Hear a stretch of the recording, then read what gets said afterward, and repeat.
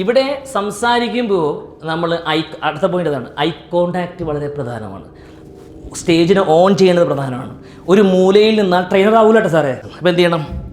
ഓരോരുത്തരുടെയും മുഖത്തേക്ക്, അറ്റ്ലീസ്റ്റ് അവരുടെ കണ്ണുകളിലേക്ക് ഞാൻ നോക്കണം. ഞാൻ അങ്ങനെ ശ്രമിക്കുന്നുണ്ട്, ഓരോരുത്തരെയും നോക്കിക്കൊണ്ടിരിക്കുന്നുണ്ട്. ചിലരുണ്ട് എല്ലാവരും നോക്കുന്ന പോലെ നിൽക്കും, പക്ഷെ ആരെയും നോക്കത്തില്ല. പ്രിയപ്പെട്ടവരെ, ഞാനിവിടെ പറയുന്ന വിഷയം അങ്ങനെയാണ്, ഇങ്ങനെയാണ്, അങ്ങനെയാണ്. നിങ്ങൾക്ക് തന്നെ എന്നാ റിലേറ്റീവ് ഇല്ല. ആളുകളെ നോക്കണം.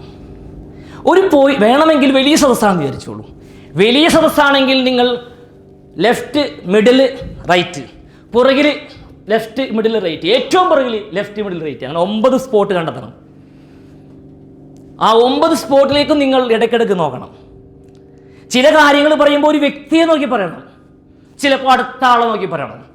പറയുന്ന ചില കാര്യങ്ങൾ സ്പെസിഫിക് ആയിട്ട് പറയുമ്പോൾ പ്രത്യേകം ഓരോരുത്തരെ നോക്കണം. അങ്ങനെ കോണ്ടാക്ട്, അല്ലാതെ ഞാൻ പറയുന്നത് എന്താണെന്ന് വെച്ചിട്ടുണ്ടെങ്കിൽ നിങ്ങൾ ഇങ്ങനെ പോകാനല്ല, അതിനൊരു താളാത്മകമായി നോക്കണം.